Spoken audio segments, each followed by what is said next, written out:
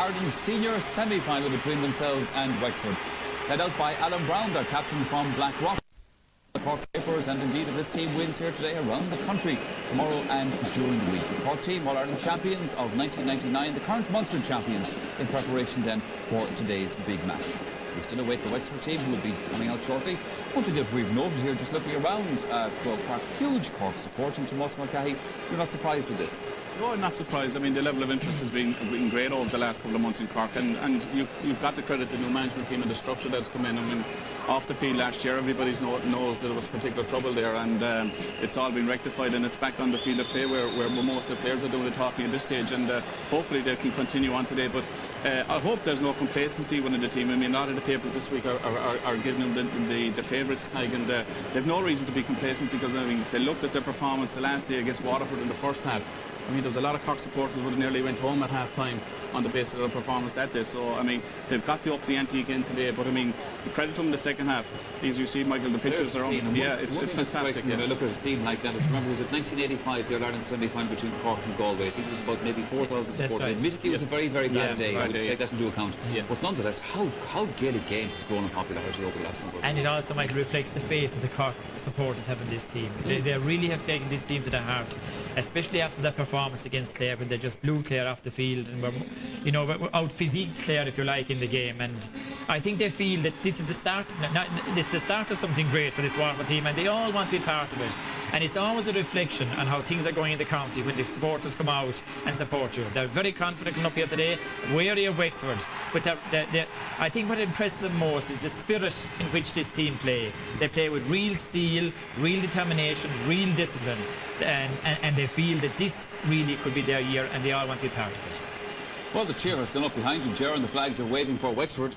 Unless I'm going slightly blind, I don't actually see them. That might have been slightly premature. But the Wexford team are due out on the field here very, very shortly as the music plays behind me. And I think we should savour this scene down on the pitch as we await the Wexford team, who will be with us very, very shortly here in Croke Park. As we do, Tomás Mulcahy, all these colouredy cones that are down on the pitch, which is part of the Cork warm-up routine. Yeah, certainly they weren't there in my day. I mean, the nearest we got the cones was maybe an ice cream cone after the match.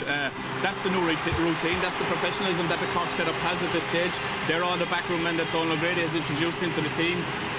Part of their build-up to the game today is a big workout before the match, pre-preparation, getting the first touch in very, very quickly on the surface outside, and that's the way the game has gone, Michael. That's the professionalism that has come into the sport, and we were just talking before the game, like Ger myself saying, like, you really have to be very, very fit now to play in Croke Park these days. To compete for 70 minutes of hurling against top-class opposition, you've got to be physically and mentally prepared and very, very fit. We saw Ger Loughnane, all the substitutes in the minor match because of the warm conditions that we have here in Dublin today.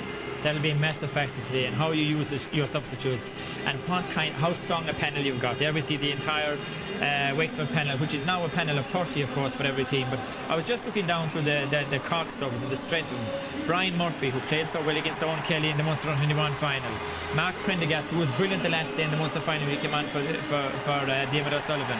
Derek Barrett, a great midfielder. Kieran Murphy from Sarsfields, who was brilliant in the under 21. Shawnee McGrath, whom we all know. Jerry O'Connor. That's just some of the subs that they have there. So they have a very, very strong panel. Of course, Wexford have Colm Keogh there, Keith Rossiter, who've already played. Tomás McMahon, who has already played. Barry Lambert, Chris McGrath, Barry Goff. So both teams have very strong panels, and that's what is really vital, especially a day like today when it goes in 15 minutes into the second half. You're going to have to introduce substitutes because some of your older players especially will be getting tired. Strong panel of players and substitutes, very important, but I suppose the 15 that are picked first are the most important at the beginning of the game. Tomás Mulcahy. Let's look at the Cork defence. You know, Pat Mulcahy in full-back. Diarmuid O'Sullivan has been, I suppose, the traditional in the last couple of years, or the normal sort of full-back. He's in cornerback where he's played again the last day.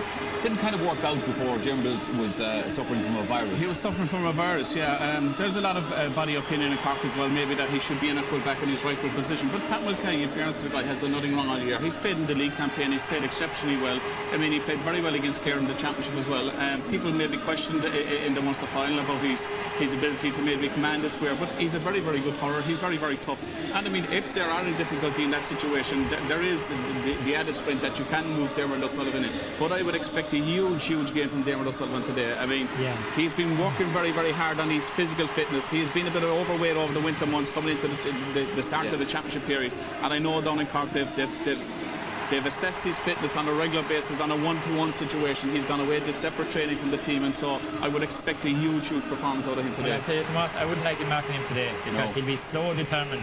Saw him coming out there, he looks much lighter than he did in the Munster final any time of the year, and he's such a proud man, such a determined man that he'll be all out to give a big performance today. Yeah, I mean, Dermot O'Sullivan was with us on the All-Stars tour last year, remember, and just looking at him going around in his shorts, I mean, he has legs like tree trunks. I mean, he's a powerfully built man. Yeah, the people maybe question the cornerback ability on the basis, Michael, that he has a tendency to play from the front and go out the field, and his recovery isn't the quickest to get back if somebody gets inside him, and that has been a worry. And like when you're marking the likes of Rory Jacob, or if there's Michael Jacobs on the other side of Michael Jordan, we cannot afford as a fullback or in a cornerback position to go too far up the field and let space behind you, because Wexford play a different type of hurling. It isn't the long ball into the square anymore, and we've heard John Conran, he's been criticised for maybe the style of hurling that have been played over the past in Wexford, but they've changed their game plan this year. We saw in the second half against Waterford how they can knock the ball up the wing. They have the strong man inside with Larry Murphy now in foot forward. If they're in difficulty out in the field, you can pump a high ball into the square, but their brand is different. They're moving the ball much quicker, and it seems to suit their forward play, certainly with the players that they have. A lot has been talked during the week about the Larrys in the Wexford team, Larry Murphy and Larry O, of course, and all that kind of stuff. But in fairness to John Conran, I mean, there's some of the young lads that have come in there, like the Jacobs and so on, who have come into the team, and a lot will rest on their shoulders today. Young, talented young players. Well, I'll tell you now, Michael, 2 years ago, Wexford were here in the All-Ireland semi-final. Yeah. They're very much the same team today, except that it's a bit stronger. That day, Darren Stamp, who's now wing back, was a wing forward. Nicky Lambert, who's now a sub, was a centre forward. Yeah. Now, when you think that they have brought in since then the two Jordans and Dave Guiney, they have really strengthened up the team, and they have balanced. They have given more balance to the team. But they still rely an awful lot on Larry Murphy. He's really rejuvenated this year. And I was listening to him yesterday in an interview on RT1. It's one of the most articulate, intelligent and reasonable interviews I ever heard from any player. Yes. He knows his limitations. Yes. He knows he knows what he has to contribute. He knows what Wexford have to do. He's a leader of this forward line, and he plays great on occasions like this. But Pat Mulcahy is a very, very good player. Now, we were saying about the full back line, I'd point out about the Cork full back line. Yeah. Every one of them are brilliant players attacking the ball. They can be caught when the ball goes behind them, or when people take them on. And I don't think Larry will get much change today of Pat Mulcahy outside. Yeah. But when that ball breaks inside, that's when Wexford can take advantage with Mitch Jordan, Jacob and Larry Murphy today. But it's a fascinating battle between between the Wexford forwards and the Cork full back line. That's really where the game will be decided. So it's also an interesting battle around the middle of the field. Kind of on both sides you have, I suppose, as I said, Larry O playing in the middle of the field there for Wexford with Rory McCarthy, John Gardner and Mickey O'Connell, who's kind of, I suppose, rejuvenated again this year after sort of maybe going off the boil for a while for Cork. Without a doubt. I mean, maybe it's an area of weakness maybe in the Cork's. People see John Garner better facing the ball as a defender. He proved last weekend in an under-21 match back at centre-back with Cork. He was absolutely outstanding. I mean, man of the match by a long mile. But he's young, he's hungry, he wants his All-Ireland medal. Mickey O'Connell certainly after maybe 2 or 3 years out of the scene has come back very, very strong. But the man that kind of changed the game and won the game for Wexford the last day was Rory McCarthy. I mean, he's got a new lease of life, been taken from corner forward to half forward, been released out to midfield. Surface like Croke Park suits him. He's very, very good on the ball. He's very, very quick. He has a great delivery into the forward line as well. So he's one that Cork will have to watch. And if he's getting in top of him, there certainly will have to be moves to curb him very, very early on. The one area I said to Martin that the Wexford will really go to would be the half forward line. If you think that Cal McGeegan and Kieran Hearn, Michael McCabe just cleaned them out over the last day in the Antrim. Yes. Now they're up against a better half-back line probably today. They must win ball in that half-forward line. They must win their own puck-outs. Otherwise there'll be no pressure on the Cork full-back line. Gentlemen, I'm just going to stop you there for a moment. We're going down to Marty Morrissey on the sideline, who has a little item for us, an aspect of today's game. Thank you very much, Michael. Well, indeed, there's been a lot of talk over the last couple of weeks about hurleys and slippers and the speed of the ball. But it's well worthwhile having a little look at the traditional hurleys as such. This one here is the Wexford hurley. In the past, it was a little bit thicker, a little bit wider. Munster hurley was like the Ulster hurley. It was like a shinty stick in days gone by. But as you can see now, the difference between them is quite negligible, particularly around the boss here. The Cork hurley, which I got in the Cork dressing room, is just that little bit thicker than the Wexford hurley, which has changed because in the past Justin McCarthy wrote in his book that the Wexford hurley he always felt was a disadvantage to Wexford hurleymen, but they've changed their style, and indeed Justin has revamped his opinion on that since. So it's interesting as you watch this game of hurling this afternoon here at Croke Park to watch these great stickmen. They're the hurleys. They're almost the same nowadays. No difference. There was a difference in the past. Not so much now. But it'll be an interesting part of today's All-Ireland Senior Hurling semi-final.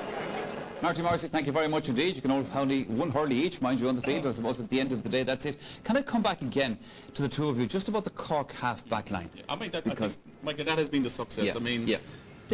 We've had trouble. I mean, the centre-back has been a key troubled area for us. Since Brian Cochran left the scene, there's been no real replacement come in, right? Donald Grady, in his wisdom, tried Ronan Curran at the start of the year, but he gave him the opportunity over 5 or 6 league matches to actually blend his plays, blend his position. He's a fantastic winner of the ball, stickman, left and right. He's a great man and great delivery up the field. And the guy on the other side, number 5, Tom Kenny, has been having a fantastic season. Throw him alongside Sean O'Galpin. It's a very, very good half-back line.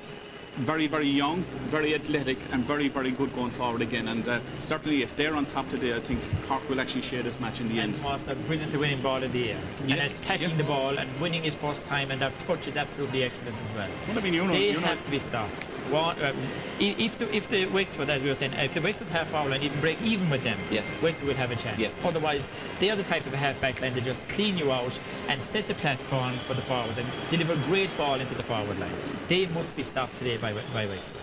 Two important men of the team, the two O'Halpins, of course. Sean Ogan, we know for a number of years now, and Satanta O'Halpin has come into this team. He's made his mark in it as well. He has. He made a great mark against Clare. You know, he played terrifically well that day, as he pointed out so many times against Frank Lowe. And now in the Munster final, he got a goal all right at the start of it, and we had a kind of an iffy game, up and down kind of a game.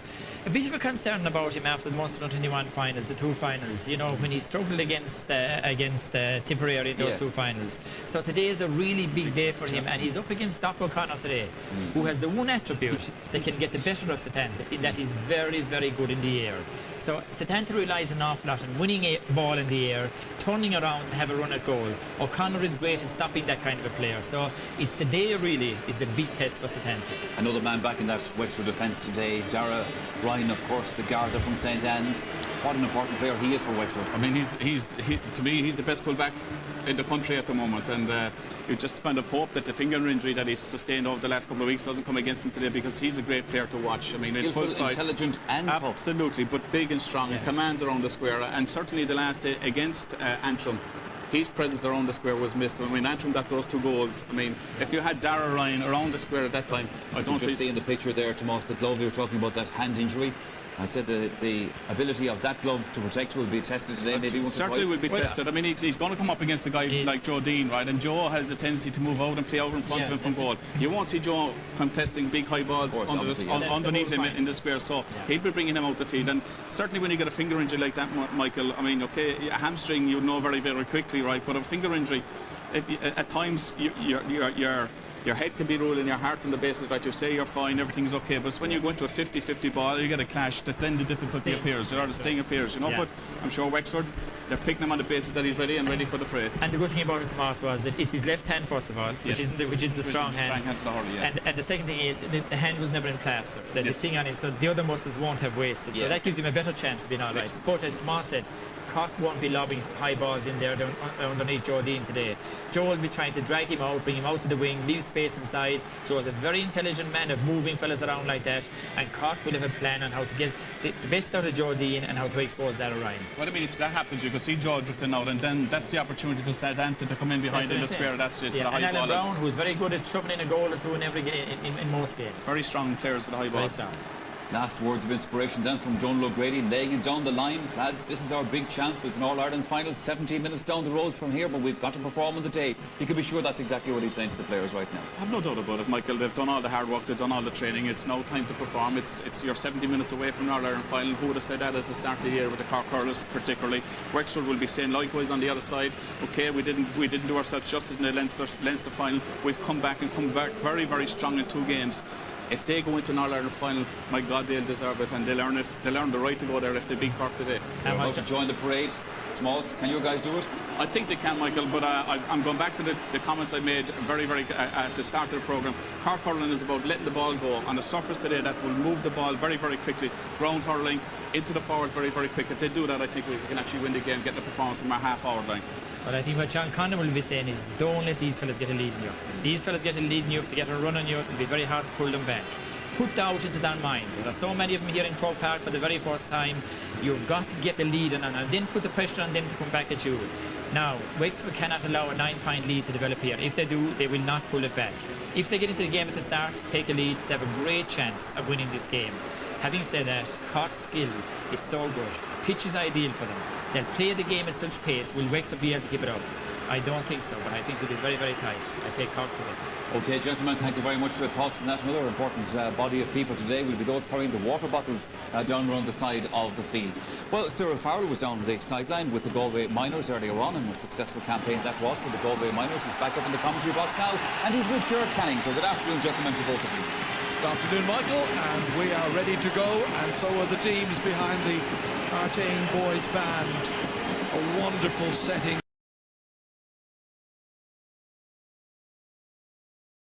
Tipperary as Alan Brown, the man from Blackrock, leading out the Cork team.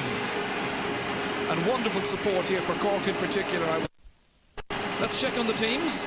And it's the third match in a row where the Cork selectors are in the fortunate position of being able to name the same starting 15. Diarmuid O'Sullivan went off early against Waterford, but starts again at number 4. One of the success stories for the Munster champions has been the consistency of their half-back line, where, remember, Tom Kenny and Ronan Kern are still in their very first season playing in the senior championship. And the main danger from a Wexford point of view would appear to come from Joe Dean and Satanta O'Halpine. But Ben O'Connor will also take very close marking, as his form against Waterford clearly emphasised, while you ignore Alan Brown at your peril. And just take a look at the Cork substitutes there, and you saw, in fact, in the Munster final, players like Derek Barrett when he had a run out of the campaign at one stage, and of course also Jerry O'Connor came on in that Munster final, twin brother of Ben. The modern technology now with the managers all wired up, in touch with various parties up in the stands and so on, who take a better overview of the entire proceedings. Well, there had been speculation earlier in the week that this particular Wexford team might have some vacancies left in it right up to the weekend, but early doubts were dispelled about Dara Ryan and Adrian Fenlon, and both of them, as you know, now play. Ryan is back in at full-back, thereby allowing David O'Connor, or Doc as he's known, move out to the left corner. The 5 30-plus men include backs Dave Guiney and Liam Dunn, while midfielder Larry O'Gorman, like Dunn, is 35 years of age. And the senior men among the forwards are Fenlon and Larry Murphy. The latter is chosen to line out on the 40, but a switch with Paul Codd is more than likely. But meanwhile, youth gets its fling today with the inclusion of the Jacob brothers, Michael and Rory. They're on the left wing of the Wexford attack. And let's take a little look at their substitute list here. And Colm Keogh, mentioned earlier, he's number 17, could come in there. Likewise, Keith Rossiter could come into the full-back line. Mossy Mahan, number 22, Tomas Mahan really, but he's known as Mossy from the Rapparees. He may get a run. And of course, the goal-a-game man, Chris McGrath, the young hopper. Interesting that when both the teams came out there's John Conran there, the Wexford manager, but the managers of the two teams had their trainers who work with the sides all through the year out on the field before them. They were little bollards down and various routines that have changed so much over the years, fundamentally in fact, and the preparation is so professional nowadays, Cyril. Yeah, Gerard, it's really changed. Like, all the ballers are out, and it's first touch the whole time just to get used to the ball and the ball hopping off the ground. Gerard, with the minor match down there, it is very, very hot. I don't think people looking at it on today on television will realise how hot it is down there, and it's important for the players to drink plenty of fluids, like, because, you know, it must be up over between 75 and 80 degrees Fahrenheit. Wexford hit the ground when they came out there. They looked very focused, talking to a few of them beforehand in the tunnel, like, and they're really up for the game. They like to be underdogs, and they think that will suit them. Cork are coming in hot favourites as such, and you know, they believe that if they play to their ability, that they're capable of winning this and go on to win All Ireland. Well, such a contrast in a way, Cyril, because Wexford, you know, going into their 5th match, Cork going into their 3rd. And before we get a response from that and the rest of the match, let's pause for the national anthem.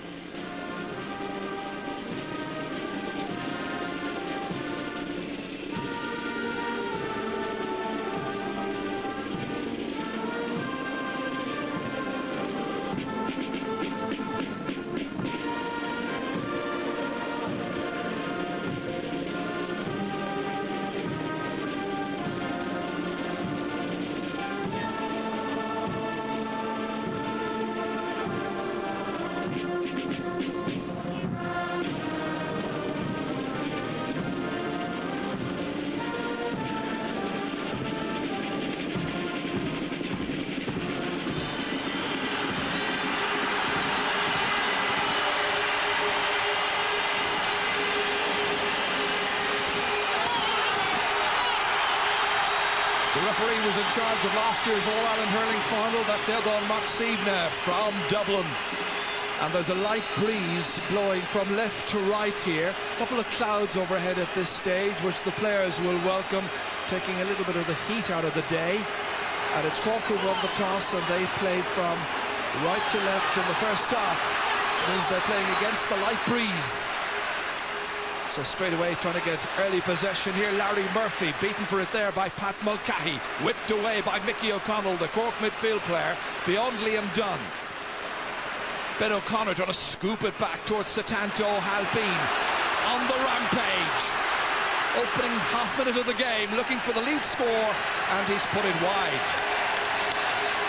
Good chance. Made it himself, taking the pass from Ben O'Connor. But he's a very, very strong fellow. Just 20 years of age, remember, and he's 6'5" in height. Look at this for a run through the centre, and he'd be very disappointed. He should have scored there. Diarmuid O'Sullivan, great catch. Not such a lengthy clearance. Whipped back in by Adrian Fenlon for Wexford. Cork's backs put under some pressure. Wayne Sherlock trying to clear it, getting it away from Rory Jacob that time. Under the dropping ball was Declan Ruth. Back in again by Shonogo Halpine. Down towards Joe Dean. In there against Dara Ryan. Comes back to O'Halpine. Good block there by Liam Dunn. In fact, it was Ryan, I think, who got the final touch to it. He'll take the credit. Line ball to Cork. Here it is again here. Just come across there was the number 3, Dara Ryan. Came across well. Mickey O'Connell inside here. Dean. Impish as ever, looking for the lead point, and that's a second one that has gone astray. 2 uncharacteristic misses by the team who've come in here as favourites.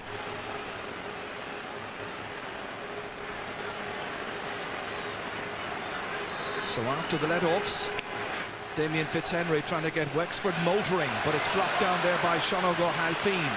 Comes forward towards Niall McCarthy. One back here again by Declan Ruth. Bit of a key role to play at centre-half back for Wexford. O'Halpine blocked there by Fenlon. Fenlon still following forward.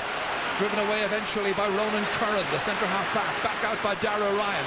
Out to the wing to Liam Dunn. Way down the centre it comes in there towards Mitch Jordan. Battling, but it's won instead by Wayne Sherlock for Cork. Back down, runs all the way truly for Joe Dean, taking on Dara Ryan without the stick. Hand pass forward towards O'Halpine. Has a chance. Brown is coming onto it. Alan Brown stuck on the line. A second chance. Alan Brown again smothered there by Damien Fitzhenry. All the chances falling Cork's way, but it's still a blank scoreline. And in the end, it's gone out for a 65. And the final man carrying it out there was Darren Stamp. But there were a number of chances here. That was Joe Dean hand passing it forward for Satanto Halpine. And watch the goalkeeper advancing here smartly, and at the second time came in once again and blocked it down well from the Cork number 13. Yeah, Gerald, Cork will be very unhappy because they've all the play, 3 or 4 great chances and no score on the scoreboard. 3 minutes gone. It was Darren Stamp who put it out. It's Joe Dean doing the running repairs. And the next piece of action will be a 65, first of the match. John Gardner to take it. Plays with the under 21 hurlers and footballers. The footballers have a match with Waterford coming up on Wednesday night next. This to put Cork in front after all the early pressure, and it's another one gone astray. It's a bad start by the Munster champions. 3 wides. Still it's 0-0, and we're in the 4th minute. Mix of colours up there on Hill 16. They were expecting an attendance today around about 55,000. Towards Ben O'Connor it comes once again. Niall McCarthy was contesting in there with Declan Ruth. Moving on to it once again, here is Tom Kenny. Nice ball inside. O'Connell was fouled, and the player committing the foul results in this free going against Rory McCarthy. So after all the pressure, can Joe Dean settle a few nerves finally? This free is about 30 metres out. Slightly to the right, as you can see, of the goal. Low enough trajectory, but high enough and accurate enough to get between the posts. It's taken 4 minutes and about 35 seconds to get the opening score. So Cork go in front, and they've done all the early pressing. Fitzhenry's puck out, deep. Ronan Kern leaving it, maybe getting a call there from Pat Mulcahy. Breaks back out here. And that's a very good response by Michael Jacob. He came across confidently onto it, took the loose ball himself to make it a point apiece. Wexford's first attack, far less wasteful than the men in red and white. Donald O'Cusack playing today in his 15th championship match. Liam Dunn met that well. Breaks out into the centre. Larry O'Gorman is waiting for it there. Doesn't come to him. Timmy McCarthy getting the stick to this one. Once again it's Darragh Ryan. The crowd rising to him. Up towards Mitch Jordan. Mitch Jordan right across the field there, over towards Michael Jacob. The two Jacobs operating the left-hand side of the Wexford attack. Back to Liam Dunn. Plenty of time to compose himself. Great ball in. Nicely taken by the full forward, Paul Cobb. Great goal! There's a lovely move, Ger. Lovely ball back by young Jacob. Back to Liam Dunn, and Liam Dunn placed a lovely ball in. Caught by Paul, caught in there and stuck in the back of the net. Very well played. Here we see it here, young Jacob slips here, but he has the intelligence, tips the ball back to Liam Dunn, and no better man, an old head on him, has a look around and places a beautiful low trajectory in, comes in and up goes Cod, catches it clean out of the sky. Mulcahy is beaten, bang, goalkeeper gets no chance. It was a great finish by Paul Codd. He rifles it into the back of the net. It's his 5th ever goal in championship hurling. Wexford came here with great determination. This is one of those championship matches where they didn't want to see the opposition build up a big lead. Cork were wasteful early on with those 3 early wides. Here's Adrian Fenlon. Into midfield to Rory McCarthy. Good ball again towards Coddy, staying in it full forward. In against Mulcahy, a real test for the Cork number 3. Good shoulder that time. Out to O'Halpine, comes back instead to John Gardner. Huge one down towards Dean, caught instead by Darragh Ryan. Wexford making a very bright start. Lifted by that goal, no doubt. Stamp. Way down there towards Mitch Jordan, runs beyond him. Diarmuid O'Sullivan here. Stumbling somewhat. Still has the presence of mind to pick out a colleague. And Mulcahy rifles it away downfield. Here's Niall McCarthy, the centre-half forward for Cork. Going on a run here against Declan Ruth. Oof, the Cork forwards not quite on the same wavelength as their centre-half. This is Doc O'Connor pressurised. Ben O'Connor stayed with him. Ben O'Connor trying to go through. Still has it. Dangerous one here. Guiney's out of the way. And the final shot comes from Joe Dean, and it raises a white flag. It's Cork's 2nd point, and Dean the scorer of both. Yeah, take this tough now, Ger. Wexford will be very happy. 2 attacks, 2 scores. Here's the score coming up from Cork. Ben O'Connor kept hustling and pushing. Satanta was free to far side for a hand pass. He gives it back to Joe Dean and bang over the bar. Fitzhenry's puck out, stopped by O'Halpine, whipped away by Mickey O'Connell, into the corner towards Alan Brown, taking on Dave Guiney. Angling it across towards Satanto O'Halpine, reaches out for it well. Again he bursts through, taking on O'Connor, going for the shot and firing it over the bar. Satanto O'Halpine's first point. Cork narrow the gap to just a point. 1-1 to 3 points. Nearly 9 minutes gone in the first half. This is good work by O'Halpine, but allowed far too much latitude by Doc.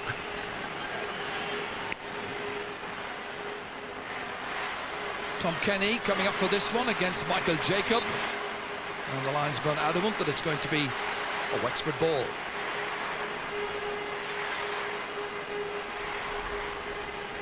Big test there for Pat Mulcahy up against Paul Codd. He won't be too pleased with that first ball that came in between them. He lost it, and Codd found the net.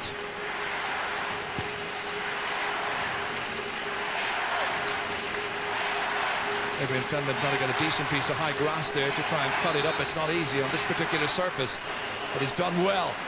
Towards Jordan, breaks down, Mulcahy onto it quickly, leaves it behind Diarmuid O'Sullivan. And the number 4 drives it away out of the full back line. Going back to reach for it there was Larry Murphy. Turns well, hits it with accuracy, and it just about gets over the crossbar onto the netting. They all count, and it's Larry's first point. Yeah, Ger, so far the economy of the Wexford attack, they have about 3 attacks and they've got 1-2. Like, they're very economical compared to Cork. Larry just barely gets a touch, just gets it over there. Yes, it's a fascinating match so far, and such a contrast between the attacking styles and the result accruing from their attacks so far. Timmy McCarthy not making a great deal of headway at centre, at left to half forward so far. One O'Halpine towards another. Again, David O'Connor, or Doc as they call him, and as he calls himself, driving it back down. Ronan Kern misses it the first time, goes back and challenges once again. Prodded forward here by Rory Jacob, met by Diarmuid O'Sullivan. He started well. Larry Murphy, influential, out into the corner towards Mick Jacob. He's got Mitch Jordan inside, on towards Mitch Jordan, 4 against him, and he hits it well, instinctively over the bar. Good point by Mitch Jordan. That's his first point, and there's a goal between them. The goal that came after 6 minutes of this match. Well set up, and the back standing back. Well, that Cork full back line in some difficulty early on. The one man who was shining in there is number 4, Diarmuid O'Sullivan. Darren Stamp going back. Oh, takes it neatly, but then loses it to Timmy McCarthy. He'll stick to his task. Trying to set up chances inside towards Satanto O'Halpine. One instead by Liam Dunn. Great reading of the game by Dunn. Sean O'Halpine against Adrian Fenlon did well to keep it in for Mitch Jordan. And Jordan strikes another one. Well, I may have given credit to Diarmuid O'Sullivan just moments ago for being firm on the full back line, but he's now surrendered 2 points in a row to Mitch Jordan, and it's 1-4 to 3 points. Yeah, there's a great score as such. Finland just kept it in. Jordan got it, and straight away, bang, left-handed over the bar. That's 5 shots by Wexford, 5 scores. It should be of great concern for the Cork selectors. Darren Stamp. Wexford outsiders in the minds of many, many people leading into this game, but they've made a very, very good start to the game. Not even 13 minutes gone. Declan Ruth to hit this free. 50 metres out from his own goal. Slight breeze behind him.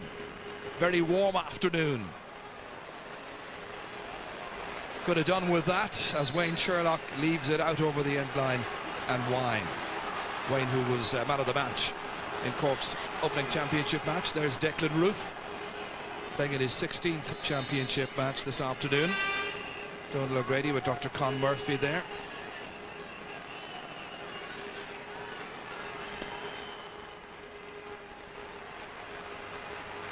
Well, if the Cork fans came here very, very optimistic, I think they may well have revised their opinion of the opposition already, as there's a high one to the face there of Ronan Curran.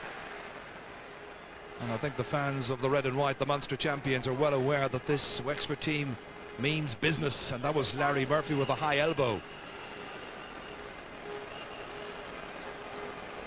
Yeah, Joe, there's a big test on Ronan Curran here. It's his first real championship game in Croke Park. He's just beginning to settle. There's a lot of ball going through the middle so far, and he won't be happy with his own display. John Gardner will hit this one inside his own 65-metre line. Huge one in. Queuing up for it, and it's Darragh Ryan again, standing firm and sensibly whipping it away out of danger. Chance to reorganise the Wexford defence as Mickey O'Connell goes across to take the line ball. This is it again here in reprise. John Gardner hits a really good ball, dangerously in there, but the backs doing their job well. Cork thought about a quick line ball there as Niall McCarthy had made himself available for Mickey O'Connell. O'Connell driving into Timmy McCarthy. He could do it a point here to settle himself down and the team, and he obliges. First shot at the target then for Timmy McCarthy from Castle Lyons, and once again a goal between the teams. That coming from the line ball from Mickey O'Connell, and following the slip, Timmy McCarthy was at his most assertive. At his most dangerous right now is Paul Codd inside for Mitch Jordan. They're tearing the Cork backline apart, and the referee has whistled. Larry Murphy was wondering and hoping that he might be allowed to continue. He just threw up his arms in disgust at the referee's early whistle there. No advantage given to Wexford. But there is going to be a name taken. It'll be that of Ronan Curran, who's having his early difficulties, as Cyril mentioned just a little while ago. Yeah, Jerry, you could see the bounce of the ball there to deceive tackle Mulcahy completely. I'd say the Cork selectors here, lovely hand pass, you just get a tumble there. That's what you call professional foul toe. I would think the Cork selectors there may be thinking of putting in Jim O'Sullivan full-back, because Pat hasn't just settled down, and that was his mistake there that led to this. Could have been a goal. Well, there were indications, of course, in the Munster final that there could have been further difficulties down the road, but O'Sullivan had to go off that day because of a virus. Codd to strike high up into the very highest reaches of the stands here at the canal end, and that's a goal and a point now for Paul Codd. 1-5 to 4 points. Good start by the Slaney Siders. Donald Cusack from Cloyne. Down it goes towards Alan Brown, missed by Dave Guiney.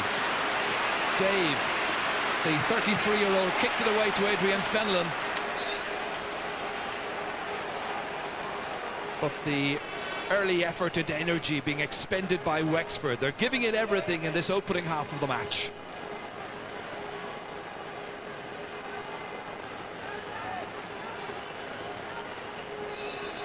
The face there of Sean O'Gorhail-Bean.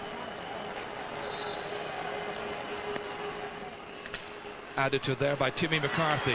Inside was Larry O'Gorman, playing in his 40th ever championship match for Wexford, which means he's joint fourth now at this stage in the roll of honour for the county in terms of playing matches at this level. Podge Keogh on 44 championship matches leads the way, and Larry O'Gorman today joins an illustrious group of two others, Ned Wheeler and Tony Doran, who also played 40 times in championship hurling for Wexford. Diarmuid O'Sullivan. John Gardner here. Nice change of direction. He strikes it well, and it's inside the right-hand post and over. Oh, Jared, that was a beautiful. He swiveled off one side, Jared. Beautiful. If any young fellas looking at this, there couldn't be a better example. He swiveled from, just goes on to, not a great line ball, gets it here now. Just look at the dummy here, swivels onto his left side and strikes it right. Beautiful stroke. That's a good 90 yards. John Gardner very, very happy there on his right-hand side, hitting that one. Very talented player. Went to Farron Ferris, one of the great nurseries of hurling in the Cork area, many times in the Harty Cup, many times winners. Sadly, the school, we understand, going to close over the next number of years. Damien Fitzhenry pucking this one out. Adrian Fender going across into the centre to help Larry Murphy. One instead here by a very impish Rory McCarthy. Back to Fenlon, who started all of that with his intervention. Drops a little short, a little wide. No trouble there to Donald Cusack. Just the second wide of the first half by Wexford. Still they lead by that goal, but still you feel there's an awful lot more left in Cork, although they have worrying areas of the field that they need to be concerned about. Dave Guiney breaks it down, but it's Alan Brown who gets onto it first and strikes. Beautiful finish. Great hurling by Alan Brown. So 2 between them. Yeah, it's noticeable, Gerard, that against the breeze, Alan Brown is coming up more or less as a second half forward, and the puck out is coming down top of him. He's very physically very strong under the high ball. And he seems to have the beating of Dave Guiney in that particular situation. Wayne Sherlock breaks it down, can't hold on to it. It's Rory Jacob instead, turning beautifully, and he has the accuracy. That's a great score. We're seeing some wonderful points in this opening semi-final of the Guinness Championship. 1-6 to 6 points. Rory Jacobs' first point of the game, doing what his brother did earlier, both of the course from Aulart the Ballach. Diarmuid O'Sullivan, that's a great catch. His uncle Pat, who's watching home in Cloy, not the best at the moment, will be delighted with that one. Comes out to Timmy McCarthy, taking on Dave Guiney. Guiney responding. He's a tigerish cornerback up towards Adrian Fenlon. Breaks loose into the centre. Darren Stamp having to readjust himself, but he's beaten by Dean. Dean taking on Dara Ryan, and Stamp. Down he goes. Referee says play on, no foul. He's trying to hand pass it outside. It's Adrian Fenlon who picks it up instead for Wexford. Looks over his left shoulder. And Dara Ryan gets it well away. Down the field here towards Mitch Jordan. Into space towards Larry Murphy. Getting a hefty shoulder there, and a very good one at that. It was beautifully timed by Tom Kenny. Great ball in, Dara Ryan. Under pressure, swept away by Doc O'Connor. Alan Brown trying to respond to that, but it's Darren Stamp who gets there first. Up into the wing towards Adrian Fenlon, missed completely. Timmy McCarthy leaving it there to Sean O'Halpine. It's close, but it's wide. Not too much in it. We're right behind the line of the ball here, up in the Hogan stand, and the umpire got it right. That's Cork's fourth wide. Crowd enjoying it.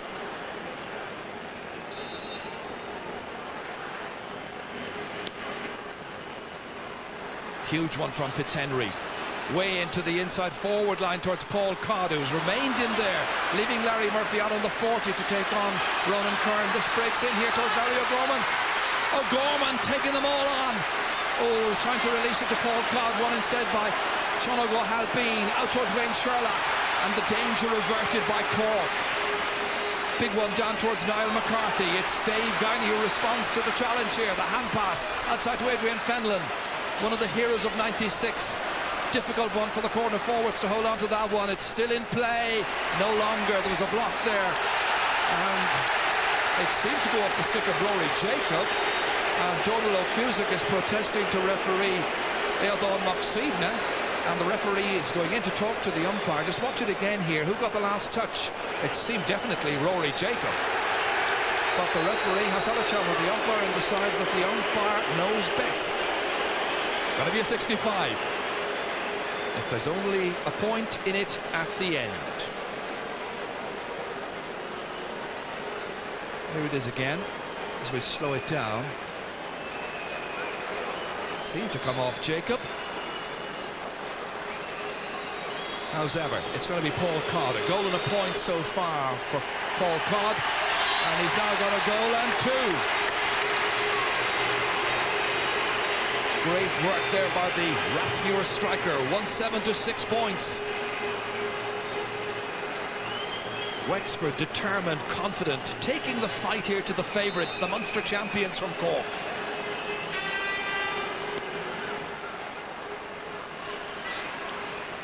Timmy McCarthy trying to get there ahead of Darren Stamp. It's Larry O'Gorman coming into the match more in the last 5 or 6 minutes. Diarmuid O'Sullivan running into Larry Murphy, rather frontal charge. They shape up to one another off Canberra. There they are. In fact, it's Sean O'Halpine who's come in to replace his colleague, and it's going to result in the referee awarding a free. That's Diarmuid O'Sullivan clashing there with Larry Murphy, and the referee wants to call aside Diarmuid O'Sullivan. Going to have words with him and say no more of that.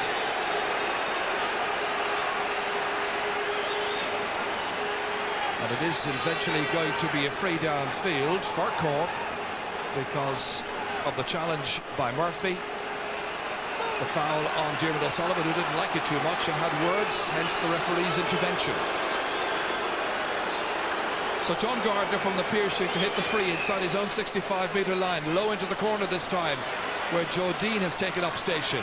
Coming in from a left corner forward position, taking on Darragh Ryan, making a nice angle for himself, and that's a great score by a very confident player. A third point of the match by Joe Dean from Killa in East Cork. And Cork narrow the gap to a goal. Yeah, good bit of brains as well there, Jared.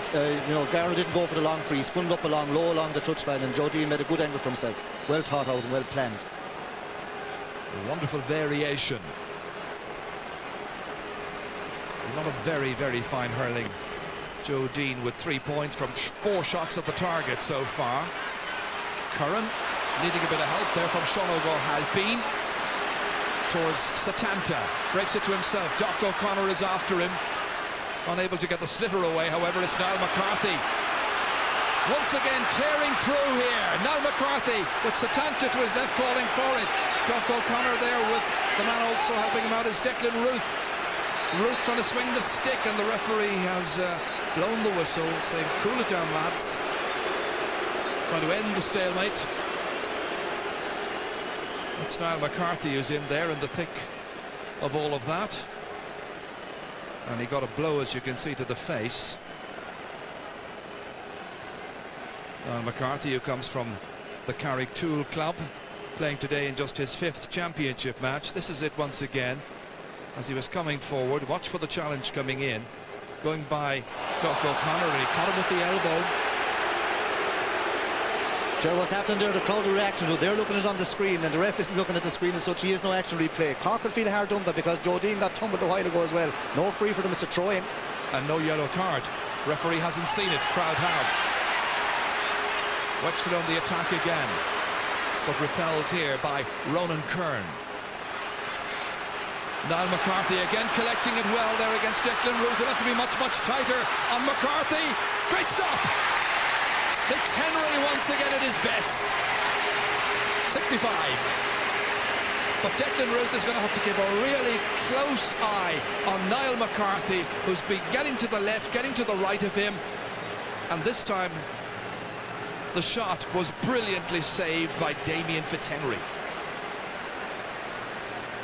John Gardner to take the 65. A goal in it. That has gone left and wide. It's a missed opportunity. But this is it once again here. Damien Fitzhenry will have been disappointed with the goal that went past him from a 65 against Antrim in the quarterfinals, making amends here. Here's Diarmuid O'Sullivan coming out like a tank. Rory McCarthy keeping it on the ground inside towards Larry Murphy, who's now switched inside. Rory Jacob taking on Wayne Sherlock, trying to go this way and that. They're all after him. Out to Adrian Fenlon, plenty of room, and he looks composed and confident. Well, he might be. That's his first, and it means that all of the Wexford 6 forwards have now scored, and it's 1-8 to 7 points, and they are much the more satisfied outfit, and their supporters very happy as Rory Jacob set it up there, having taken half of the Cork defence with him, back to Fenlon and over. Yeah, Ger, was a lot less ball, Ger. They're scoring nearly every time they get a chance. Donald O'Grady in his first season as Cork's championship manager. And just to confirm that switch I mentioned during the last piece of play, Larry Murphy has gone into the inside forward line, and Paul Collis wandered out into the 40, and Pat Mulcahy and Diarmuid O'Sullivan have also switched positions, and right now Diarmuid O'Sullivan is Cork's full back, and he's on Larry Murphy.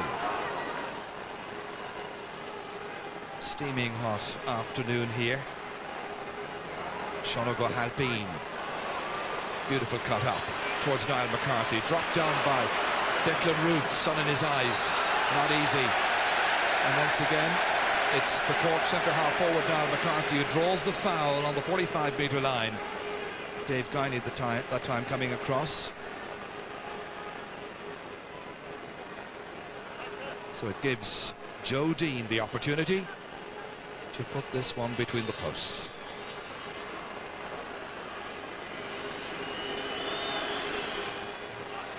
So that little gap maintained the whole time. A 4th point now for Joe Dean. But as before, Wexford ahead by a goal.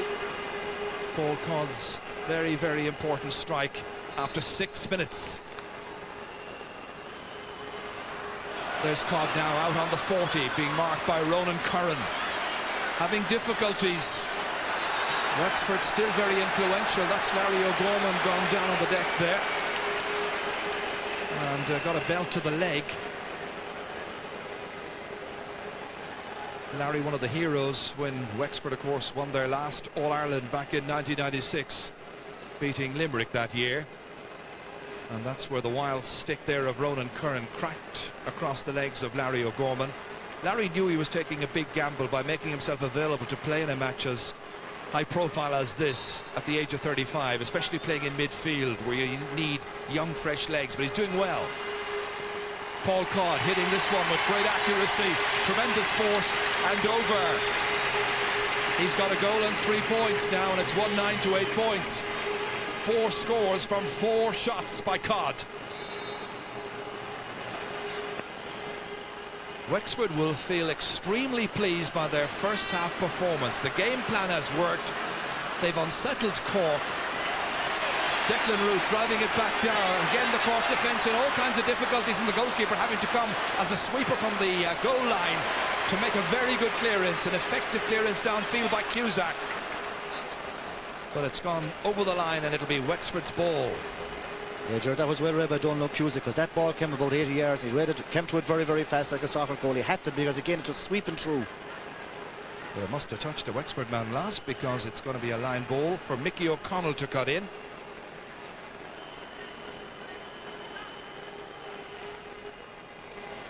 Can this one be productive? Again, the defence at 6s and 7s. And the referee going in to possibly throw the ball in on the 20-metre line and just end the indecision. Last man up there is Alan Brown, the team captain. Oldest of the Cork players, by the way, at just 29 years of age. Nobody able to get clean possession. That's Doc in there, reaching in with Alan Brown. And a bit of a pile-up. So a throw-in on the 20-metre line. Declan Root there against Niall McCarthy. All this while you can see Dave Guiney there policing Alan Brown's every movement. It's between Brown and Guiney. Comes back out, batted in by Gardner. Satanto Halpin's inside, waiting for it. They're all waiting for it. It's prodded away by Doc O'Connor. Comes out to Liam Dunn, very stylishly, cool as you like. And the other wing back, Darren Stamp, drives it away back down the field. Up towards Larry Murphy, has to catch it. Rory Jacob has it deflected away there from him by Wayne Sherlock. Comes out here to Sean O'Halpin. 31, nearly 32 minutes gone in this first half. Timmy McCarthy prodding it ahead, but only as far as Dara Ryan. Up towards Adrian Fenlon, runs loose there to Ronan Curran, the centre half back of Cork. Trying to bring Satanto Halpin into it once again, ready to take on David O'Connor. Beats the Dock this time. The hand pass going back towards John Gardner. Good shot, and it's over the bar. John Gardner's second point. So Cork draw within a goal of Wexford once again. But for once in this championship, Wexford able to maintain a lead.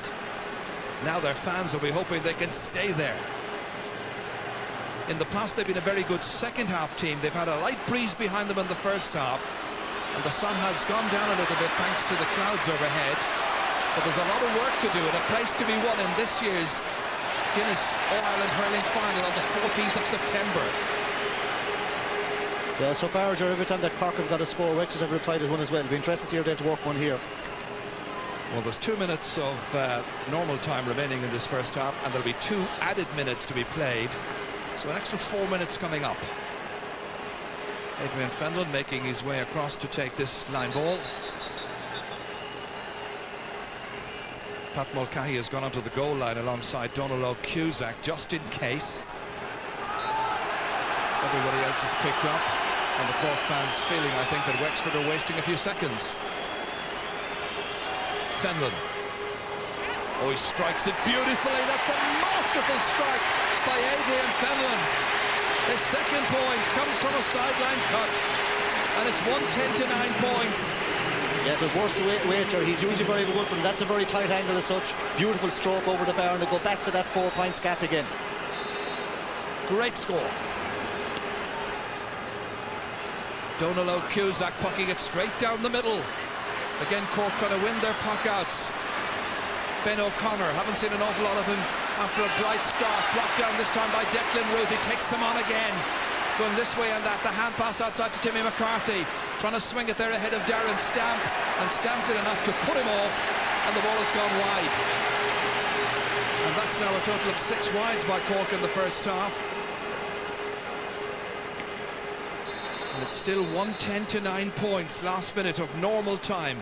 As I mentioned earlier, there'll be 2 added minutes to be played. Cork have created a greater number of scoring chances in the opening 35. They've created 18 against 14 for Wexford.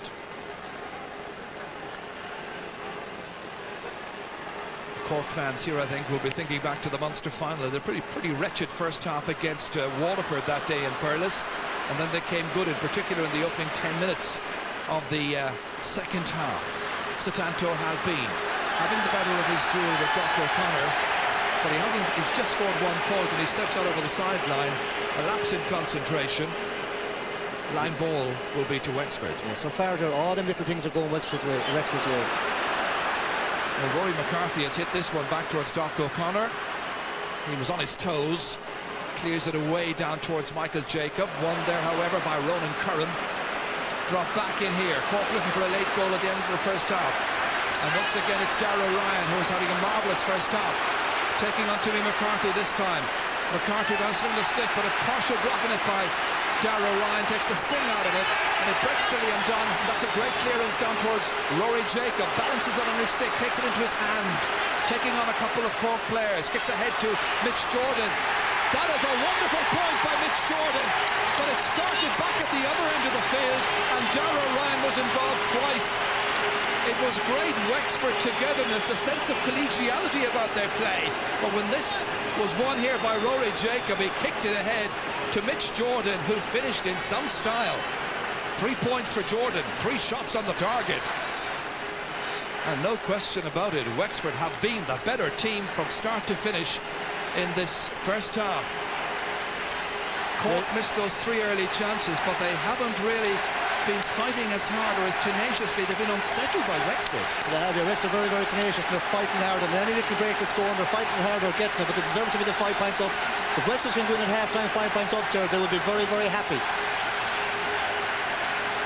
That was a great block down there by Darragh Ryan, and that is what started the move downfield, which went over Donald Cusack's crossbar. A place in the final at stake against either Kilkenny or Tipperary. Alan Brown doesn't want to be on a losing semi-final team once again. That happened 3 years ago against Offaly, when Cork were also the favourites going into the tie. David O'Connor against Satanto Halpine, still on the line, inside in fact. Comes out towards Liam Dunn. Switch of the feet there. Moves it away smartly to midfield.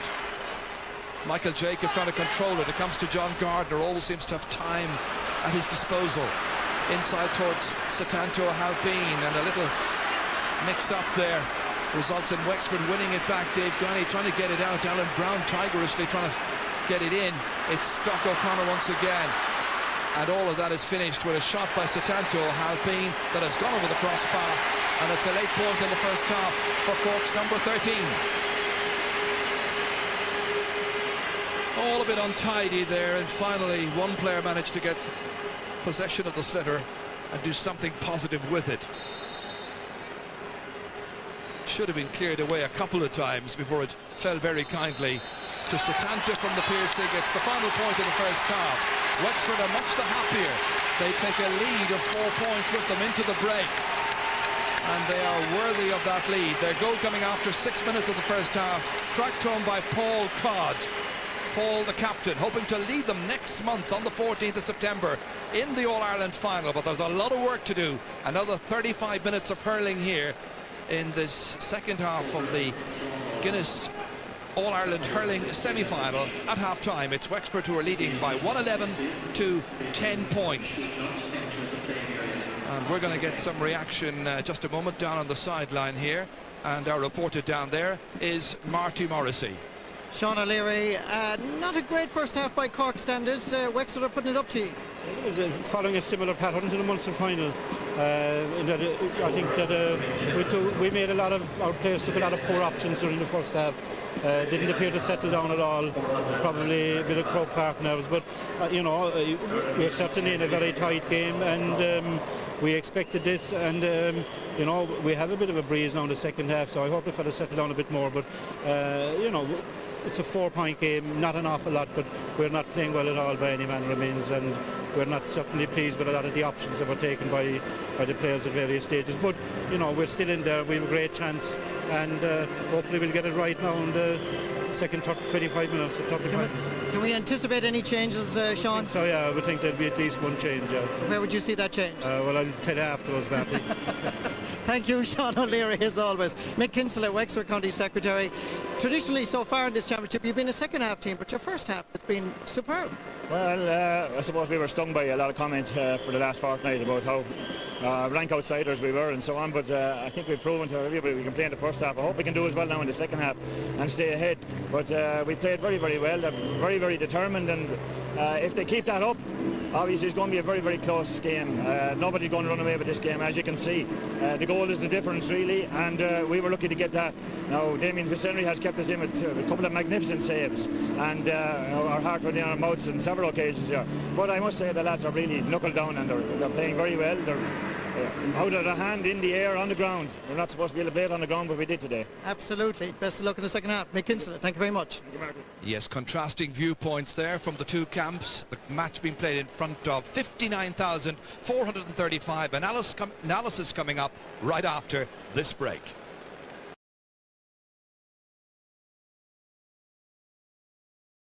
For a look at the stats from the first half of that match, Wexford leading then by 4 points at half-time, 111 to Cork's 10. Tempo to it. 6 wides by Cork. They'll rue 1 or 2 of those perhaps by the end of the day if they don't manage to turn around this deficit. And just the 1 yellow card that was issued against Ronan Curran, Cork's centre-back. Those the stats from the first half of this match. Gerald Dan, Tomas McCahey here with me in studio. By the way, don't forget the Galway Donegal football quarter-final replay coming up at 5:30 live here on RTE television. Gentlemen, we'll try to catch our breaths after all that. It was really cracking stuff. If Wexford win this match, Gerald Dan, they won't be dancing at the crosswords. They'll be doing somersaults at them. Absolutely. They're playing absolutely fantastic stuff. You know, they're playing now in the first half like they played the second half against Offaly. That was their best still. Really fluent hurling. But hurling with a plan. They have a great plan here in this game, and their plan is to expose Cork's weaknesses.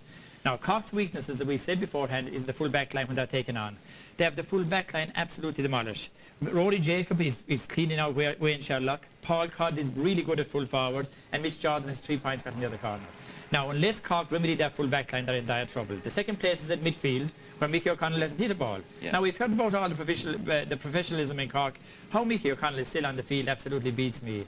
And the other big area of weakness is that half-forward line. They're not winning their puck outs. There's nobody there to catch the ball in the air. Ben O'Connor hasn't struck the ball yet. They've only 1 point got from the half-forward line. In contrast to that, all of Wexford forwards have scored from play. They're moving the ball really well, and they're moving it first time, and they're moving it with purpose. Into the corners, moving it low, giving the big Cork defenders no chance. And only that Ronan Curran is holding the centre so well. Yeah. Cork would be in dire straits altogether. Now, having said that, Damien Fitzhenry has been brilliant in the goal as well for Wexford. Wexford have a game plan, there's no doubt. When they keep putting the pressure on the Cork defences, they have been doing. The break will come, and the break came when they got the goal. Oh yeah, without a doubt. And again, it's great play by Liam Dunn from a half-back. It's like he's picked out Paul Codd, and it's a great finish. But I mean, Cork will be very disappointed with that. I mean, that's poor defending on Pat Mulcahy's behalf. I mean, to let the man in behind him and catch the ball over his head. But again, as I say, here's the ball that comes back to Liam Dunn. Has plenty of time. Sets it up into the square, and a high ball under Pat Mulcahy. that's probably his biggest weakness, is the high ball, and it's shown in the pass as well. When it comes in around the square, he's not the best at defending that situation.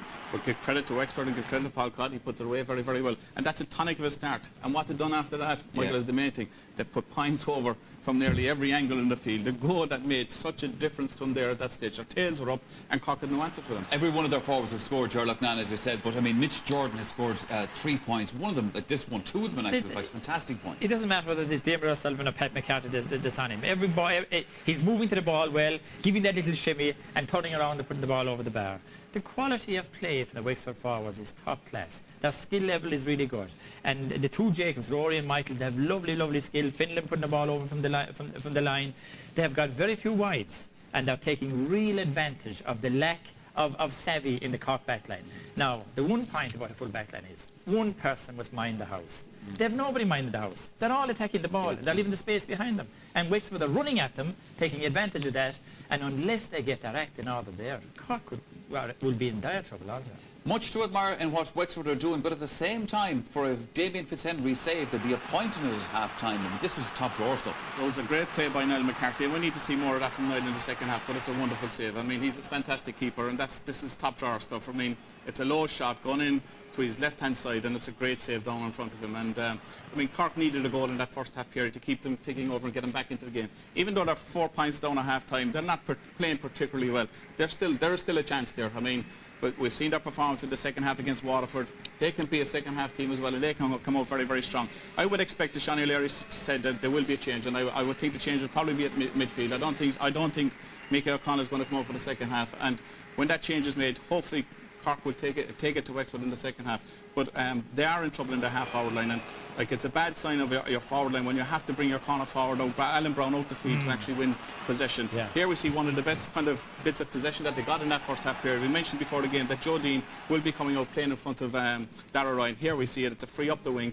Now, Joe Dean looks very, very threatening, but if he's threatening in around the goal, you must get possession inside there, and you mustn't have your half-backs or your half-forwards stopping possession. You must keep the ball going inside all the time into your full forward line. If they're on top, Satanta, Alan Brown and Joe Dean look capable of getting scores inside there, but they have to get possession. But the ball isn't coming from the half-forward. They're not winning ball there. All right, gentlemen, thank you for your thoughts for the moment. We have another commercial break to take. We're back for what is surely going to be another cracking 35 minutes or so of hurling after that. Do please stay with us.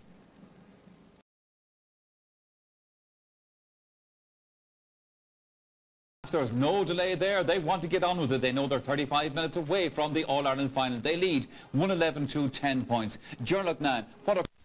They've got to win ball. Niall McCarthy is the only one winning ball at centre forward. The other two winning forwards, Ben O'Connor and McCarthy, are winning no ball in the air.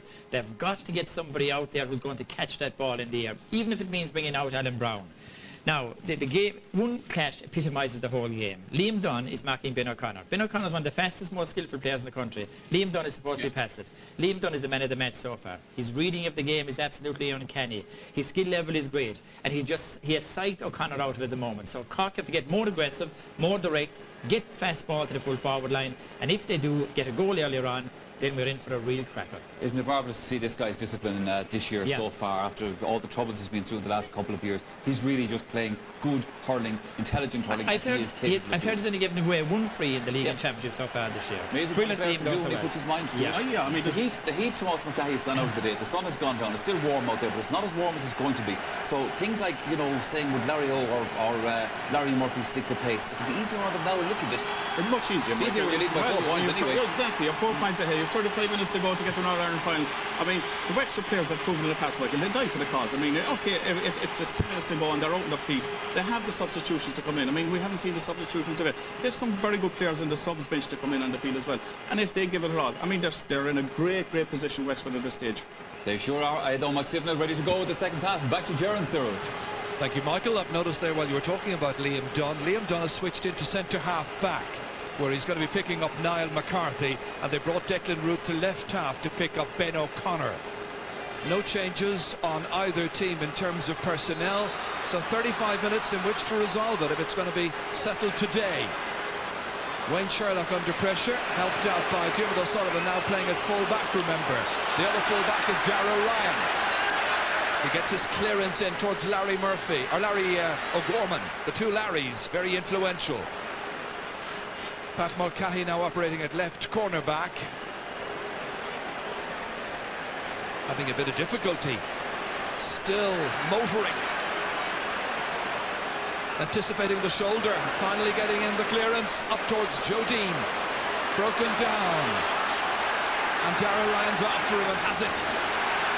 Pursued by Alan Brown outside towards Liam Dunn. Had such a good first half. The hand pass into clear in towards Larry O'Gorman. Now Darren Stamp for a Wexford side whose inside forward line, or the full forward line, had 8 shots at the target and 8 scores in the first half. Remarkable.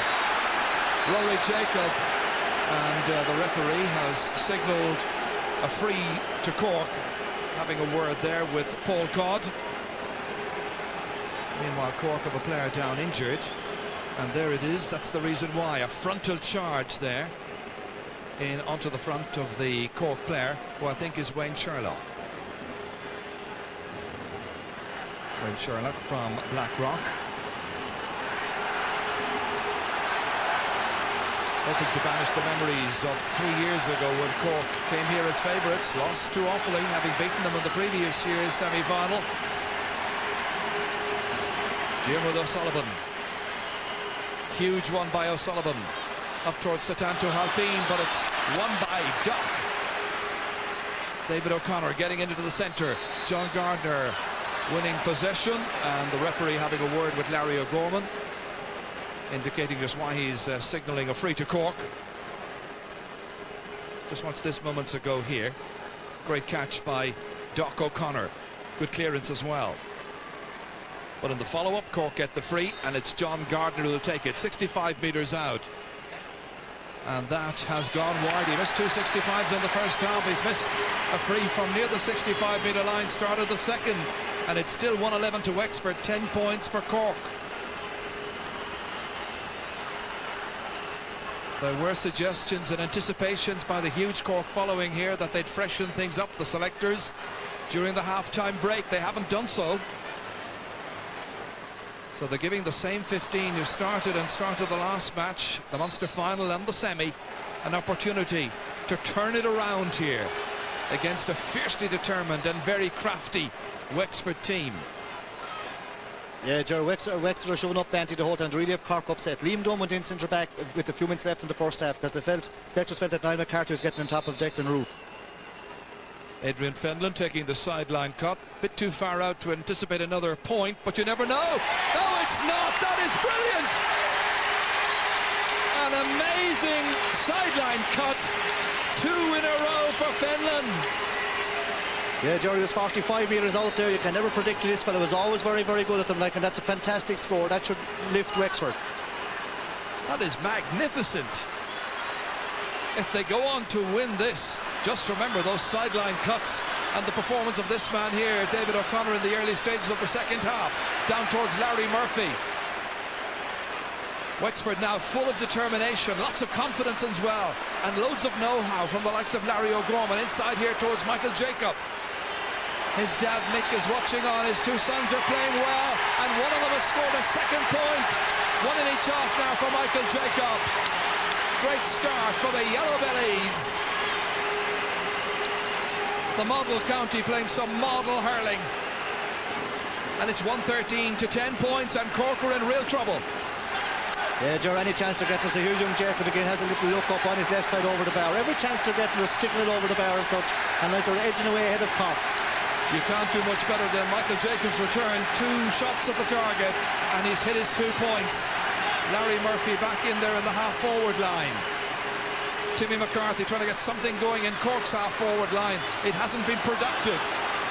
Won't be on this occasion either. Wexford try to get it out there through the intervention of Darren Stamp.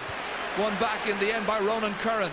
Ahead by Gardner towards Jodine. High ball there. Not a good one for him, however. Likes it a great deal lower. It favoured Darragh Ryan. Outside towards the man in the corner there, who was Liam Dunn. That's Pat Mulcahy. He's won a couple of balls now, and he's really fired up. He's got a free for Cork, and it'll be Diarmuid O'Sullivan who will take it.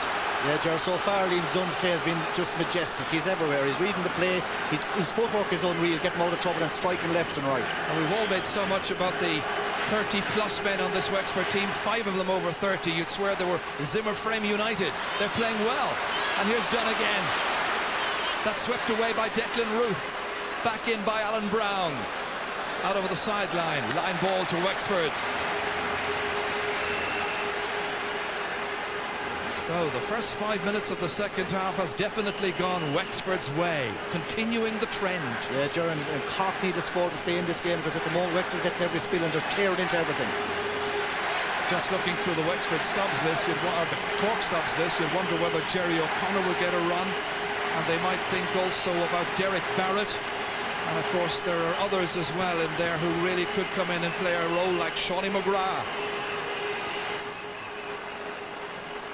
John Gardner coming onto it, misses it the first time, picks it up the second time, goes by Fenlon, striking it on his left-hand side, and he's headed wide.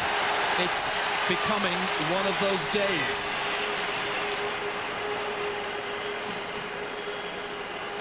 It's here, Jared, that Cork have to show composure. They're just not getting scores and they're snapping at things. Quick puck out here by Damien Fitzhenry to Larry Murphy, who read the intentions well, gathered it right in the middle of the field, sweeping it way down. Nothing could go wrong in the first half with those kinds of shots. Larry with just 1 point. But his very presence on the field means so much for Wexford. It lifts the team. Did so in that crucial match against Waterford. And Donal O'Grady has a huge task on here. When does he start making those changes? Alan Brown against Dave Guiney. And Fenlon coming to the aid of the number 2. Cork's ball. That's Tommy McIntyre over there, the linesman on the far side. Michael Wadding from Waterford's patrolling the line nearest to us. Sean O'Halpine. Good connection, and Niall McCarthy hit the deck. And Liam Dunn comes across to have a word with the referee. It shakes his head, but it's going to be a free into Cork, which Joe Dean will take. Score of 4 points from the first half, Dean, 2 of them from frees. And this to put 5 points between the teams. 22-23 metres out. He'd hardly go for a goal from here. He's content to tap it over.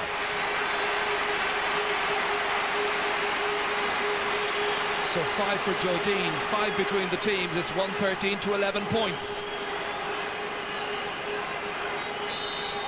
And the Cork following, just waiting to get up on their feet from the seats here, in which they're enjoying the luxury of New Croke Park.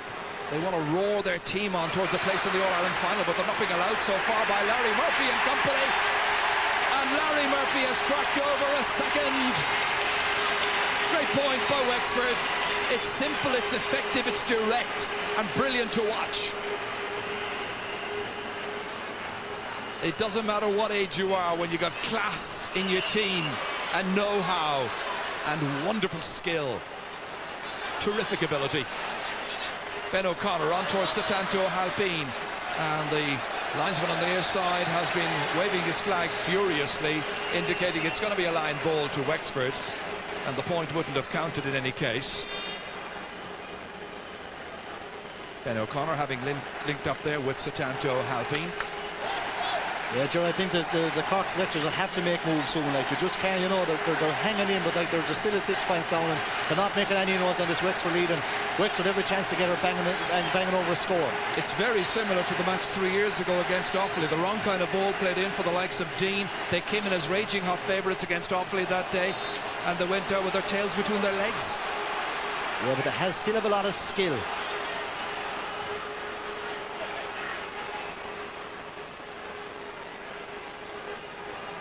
Cork have switched Ben O'Connor into centre forward. Declan Ruth has picked him up, gone back into the centre half back position. Here's Niall McCarthy wearing number 11, back towards John Gardner. Good block there by Larry O'Gorman, took the sting out of it, but it still reaches Timmy McCarthy. Good block this time by Darren Stamp, comes back out towards Gardner. Third time of asking, he sweeps it high accurately between the posts and over the bar. Even though there's a great score, Gerald, as such, like, you see all the flocking of the Wexford as they're putting their bodies on the line, they're diving in, blocked 3 times.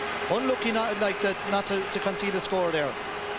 The margin once again is down to 5, and the credit to John Gardner. Good switch of direction by Gardner, great finish. blocked down there by Pat Mulcahy. It comes back out towards Adrian Fenlon, and it goes wide. Will the older Wexford players have the legs now to maintain the effort over 70 minutes? We're only 10.5 minutes into the second half. Cork fans will be disappointed, but they won't have lost heart. Wexford still very hopeful. But now they watch Mickey O'Connell advancing. First time he's come into the half of the Wexford team, and he's pulling over the bar. Mickey O'Connell advancing with purpose and menace right through the heart of the Wexford team. And it's 114 to 13 points, and a score like that can rally a team and drive Cork forward. The next 10 minutes of this match could now be absolutely critical. A great individual score by the man from Middleton, out of favour after the 99 success, but now very much the man of the moment. Fitzhenry's puck out. What an atmosphere. 59,000 people here at Croke Park to enjoy the semi-final. Fenlon feeding it forward. Wayne Sherlock trying to get it out. Paul Codd trying to get it back in for Wexford. It's with Wayne Sherlock having difficulty getting it away because of the attentions of Rory Jacob. Ruth breaking it down. Larry O'Gorman whipping on it, not making much headway. One-handed forward by Declan Ruth. Into space. Rory McCarthy going back there to try and take it up. And Mitch Jordan's there also, but not able to take the ball away from Sean O'Halpine, and it's going to be a free downfield for Cork for the foul on O'Halpine. Yeah, Jerk, Wexford have to weather this now, because Cork are definitely begin to lift, and you can see they're driving forward every chance to get. Mickey O'Connell got a great point, and he was lucky probably, because I'd say he was nearly sure to go. Diarmuid O'Sullivan, big one, drops in dangerously towards Alan Brown. O'Halpine, Satanto O'Halpine to take it, to kick, to score! You could sense it coming, Ger. The wave, the tide was coming. Satanta leapt high into the sky, 6 or 7 foot into the air, turned around, and he showed his football prowess, kicking into the back of the net. That's a goal and 2 points now for Satanto O'Halpine, as Cork come within a point of the Slaney Siders from Diarmuid O'Sullivan's huge free in, grabbed gleefully by Satanto O'Halpine, and he kicks it in. His second ever goal in championship hurling. Cork are back. The challenge being presented now to Wexford, who've got themselves a free in, as Larry O'Gorman was firing it forward, but there was a foul just moments ago on the other man of great experience in that forward line, Adrian Fenlon. This is the goal again. All the steps that have been taken there by Satanto O'Halpine. He took lots and lots of steps, too many in my view, but they count. And Cork can jump for joy. And his parents watching this match along with the family will be overjoyed by that. But the response from Wexford is a point by Paul Codd, keeping his nerve when the pressure was greatest.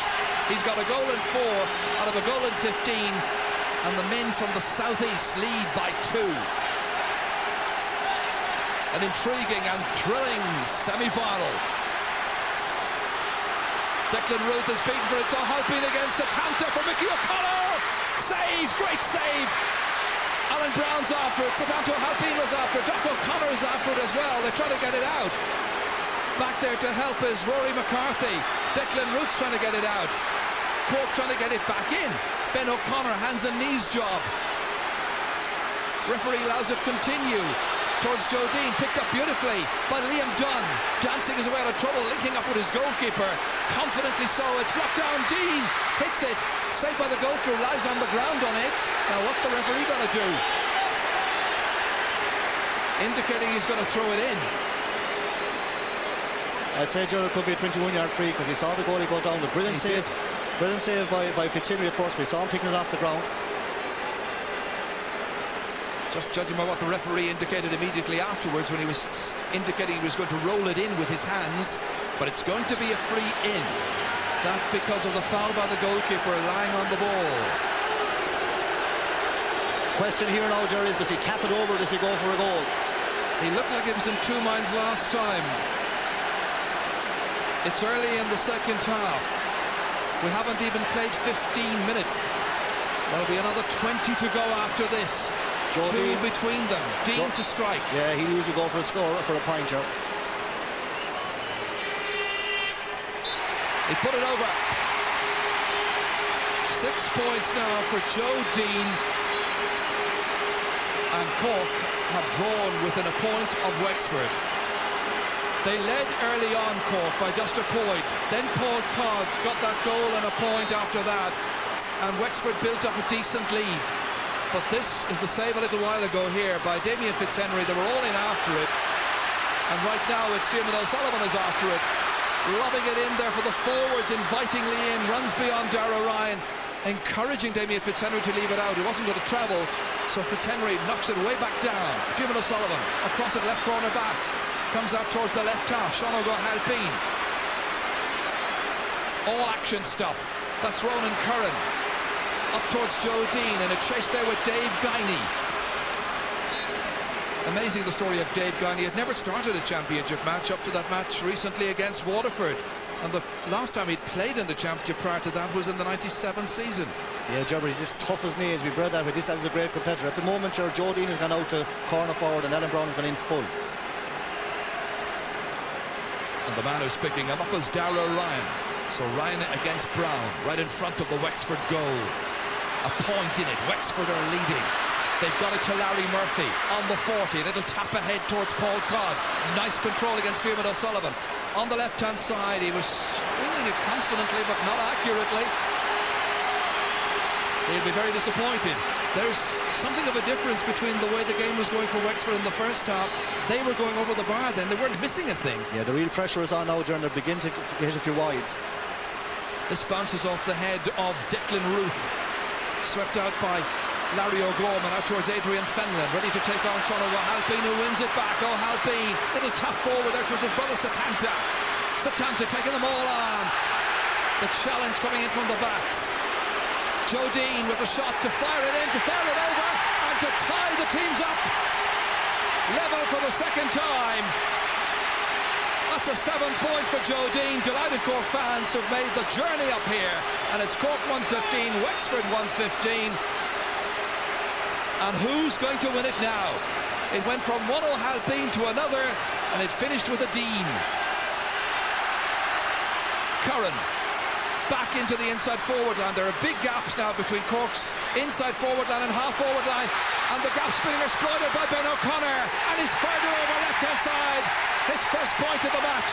Gerard Parker coming like a steam engine. The trains might have stopped coming up from Mallow this morning, but they're on a roll here now. Cork lead this match for the first time since the 5th minute of the game by 116 to 115.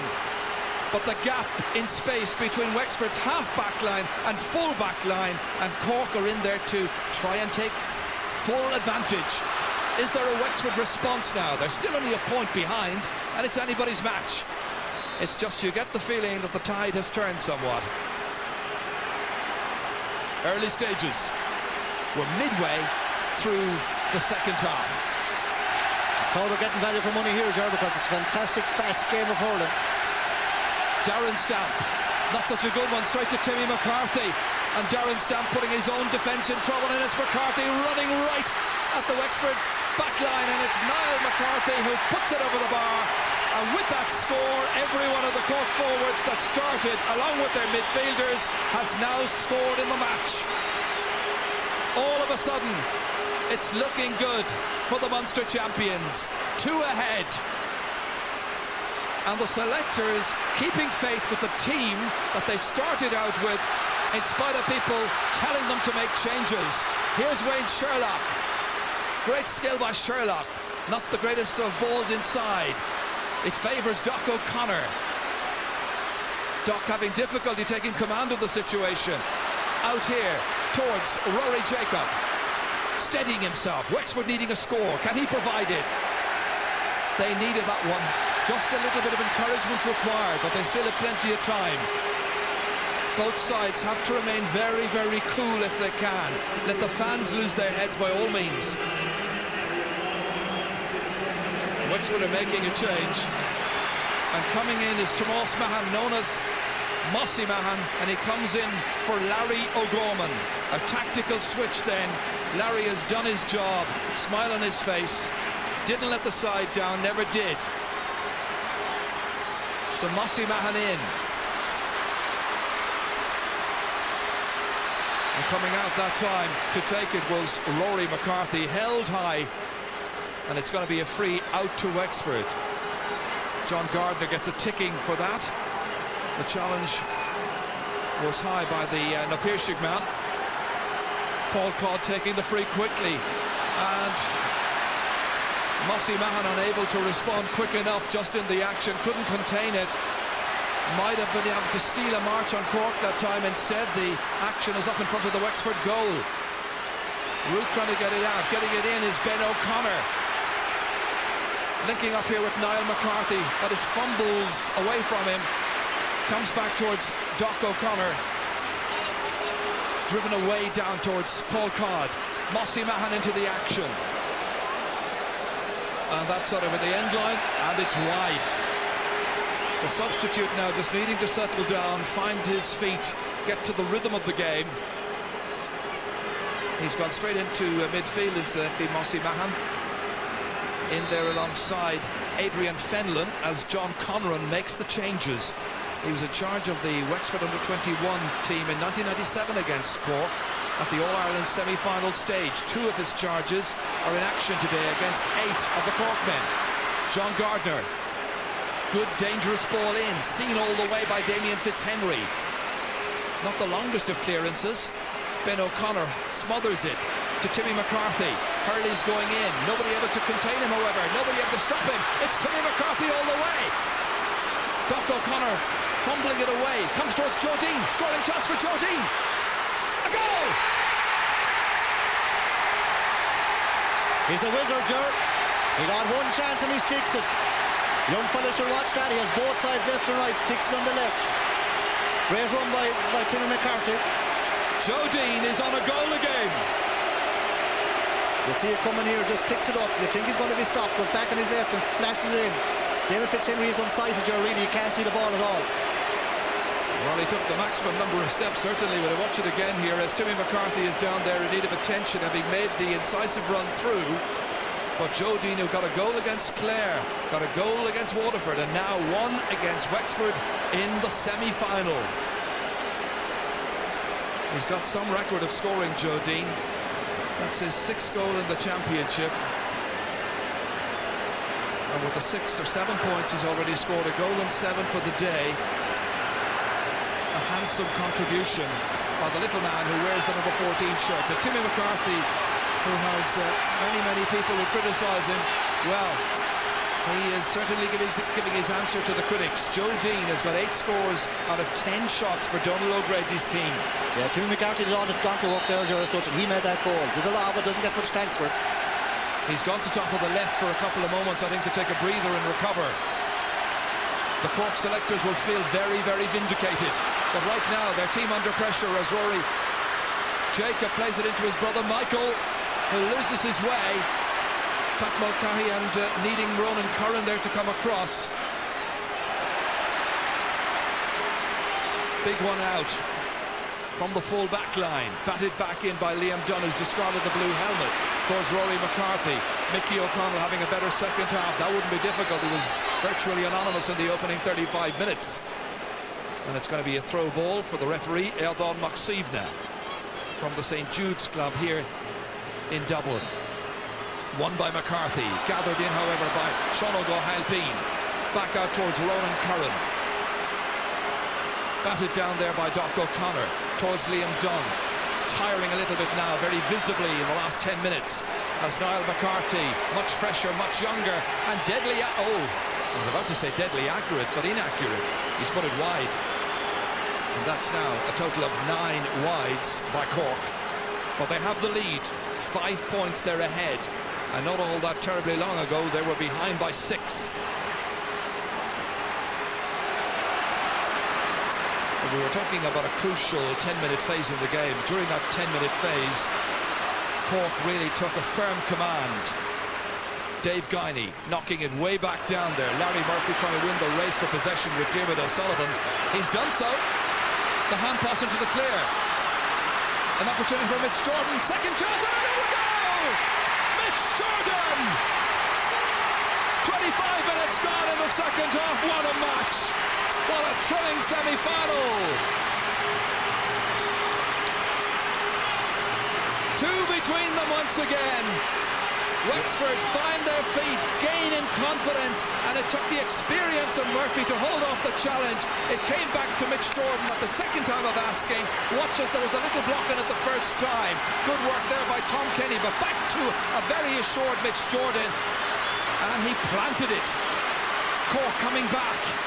Ben O'Connor trying to get it inside the left-hand post, fails to do so. There's only 2 points in it, 2:17 to 2:15. 10 minutes to play, plus perhaps a bit of stoppage time. Watch the goal again from another angle, and credit the presence of mind and determination of Mitch Jordan. Damien Fitzhenry's puck out. Wexford now looking for another score. They've gone through their rocky spell. They're hoping to settle a little bit now for the remaining 10 minutes. Another score might help out. Paul Codd firing it in, brilliantly in and over.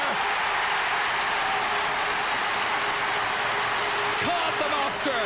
He's got a goal and 5, and he's made it 2:17 to 2:16. Only 1 point in it in the thriller.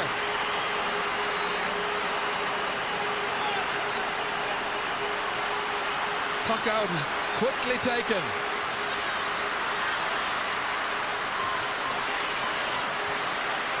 Here's Satanto Halpine. That's a huge one. And the umpires say absolutely spot on. A goal and 3 now for Satanta.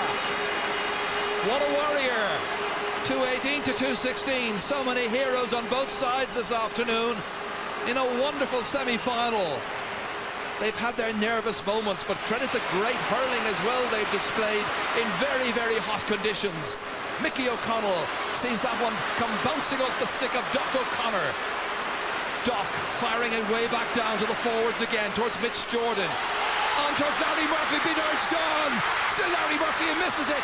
Dermot O'Sullivan hooked him the first time. Great defensive work by O'Sullivan, but it bounces out towards Rory Jacob. Comes back in here towards his brother Michael, and Wexford finish with a point. Michael Jacobs got a third. It gets better and better. Yeah, Jerry, you're seeing some fantastic scores and some great hurling. 2 very good teams, and they're making the ball do the work. It's anyone's game. 3 points for Jacob. 3 shots for Michael Jacob. Timmy McCarthy is going off the Cork team, about to be replaced by Jerry O'Connor. So the twins in business, it's Ben and Jerry. But credit Timmy McCarthy having one of his better games for Cork in this championship. He did get an injury. It might be one of the reasons the selectors have decided to take him off. But he answered a lot of his critics. Adrian Fenlon winning this one back. Inside towards Mitch Jordan. His marking was very slack on Jordan. Very slow to arrive in there. He's off once again. Pat Mulcahy in trouble. Curran's in trouble. And Jordan's shot this time comes straight at goalkeeper Donald O'Cusack. And then he picks out the man in the corner here, who is Wayne Sherlock. Huge one down towards Niall McCarthy, over his head. Liam Dunn's lost the stick. Satanto Halpine has gained possession. Stumbles, almost falls. Good ball in towards Alan Brown. Now at full forward, remember. Waiting for somebody to take it from him. It's Niall McCarthy. 2:18 to 2:17. It's still Cork who lead. McCarthy getting it back here towards Jerry O'Connor. Great little work there by Darren Stamp, just to deny Cork momentarily, perhaps. John Gardner hitting it in and over. That's John Gardner's third point, Jerry, from play. He's really, he's picking off beautiful scores as such. His 4th point in all in the match. And what a display. What a match. What a shame there should have to be a loser at the end of this. After Liam Dunn went in with the challenge, somewhat despairing, it came to Gardner, and that was enough. 2 between them. Cork are leading. 6 minutes to go. First of the Guinness All-Ireland hurling semi-finals, and that's Dave Guiney there standing over Joe Dean, very close to the sideline, and I think the linesman in any case was indicating that it's going to be a line ball. They all need a little breather. You have to pay credit to the players and their fitness levels and all the training they have done, Cyril, over those winter months. I was talking with Gerard Cunningham earlier on, and he said, you train in the muck and the snow and the wind and the rain and everything. You get a day like this. Yeah, Jervis, for the love of the jersey and the love of the county, and you can't take that away. Declan Root with the line ball. And his team still in some difficulty as Jerry O'Connor feeds it forward here to the centre half forward, Niall McCarthy. O'Connor had moved ahead of him. Still Niall McCarthy, his shot is a wayward one. It's wide. The puck out now for Wexford. 5 minutes to go. A place in the final at stake. They thought about a quick puck out that time because Rory McCarthy was making himself available to the right-hand side of the field. But it'll have to be taken again. Tension now on the faces of the fans here. In this wonderful sunshine. Let's not knock it. It'll be probably raining next week. Ronan Curran trying to get it forward. Niall McCarthy. Oh, steps away from Doc O'Connor, firing it on his left-hand side. Does it carry? Not quite. Disappointed. Every attack now so crucial.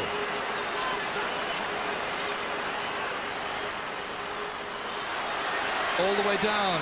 Diarmuid O'Sullivan here kicking it away, but only as far as Rory McCarthy, keeping it in play. Michael Jacob taking it around Mickey O'Connell. Looks good enough, but it drops just a little bit short. Donal O'Cusack, a chance to build once again. Where Wexford might have scored there, they now have to face whatever pressures may accrue from this latest Cork attack. And it's going to be a free. There was a push by Dave Guiney on Joe Dean. Free in. How a game can swing around. How Jacob might have scored one end, how Cork may possibly score down the other.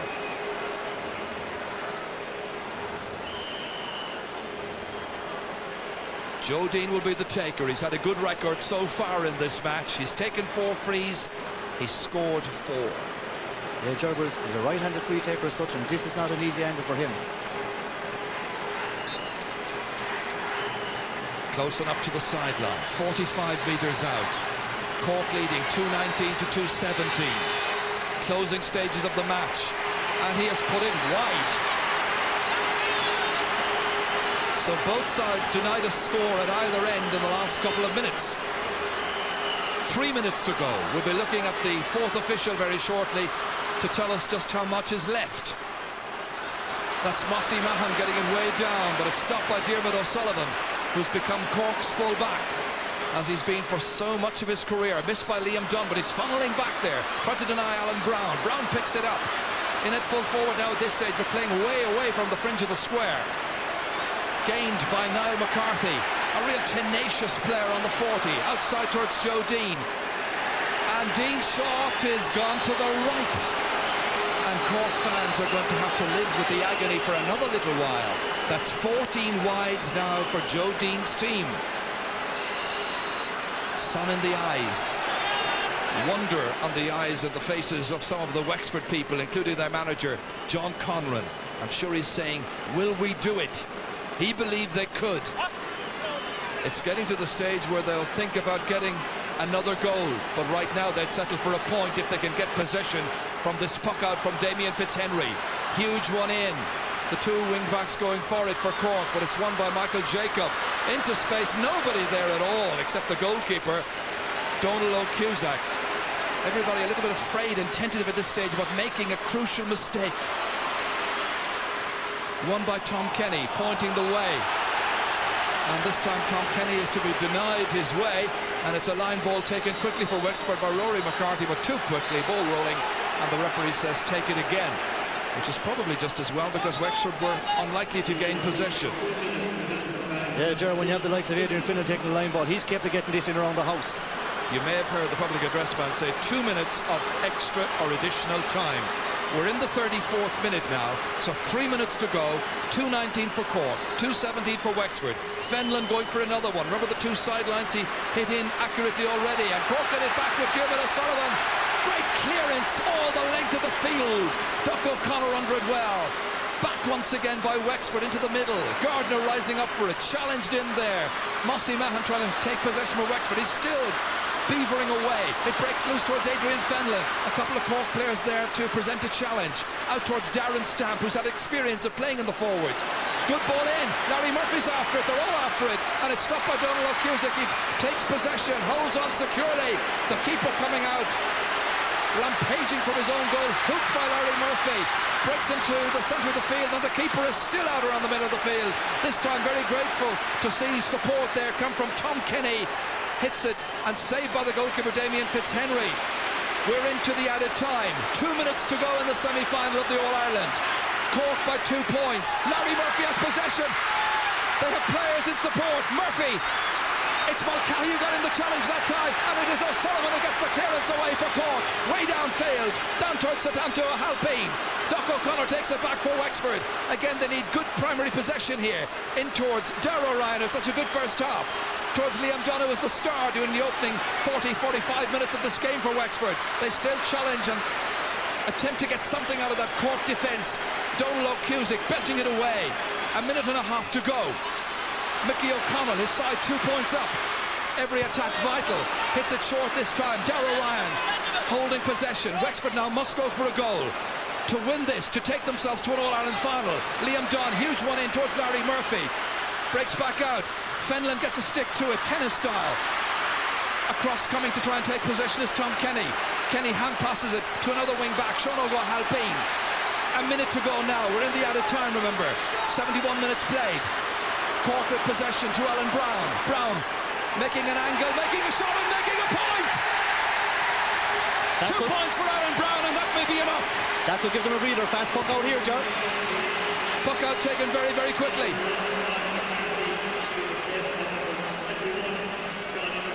Cork have made a change there, and they have taken Niall McCarthy off, I think through sheer exhaustion, as we watch Alan Brown score that point in reprise once again. It's Shawnee McGrath who is on.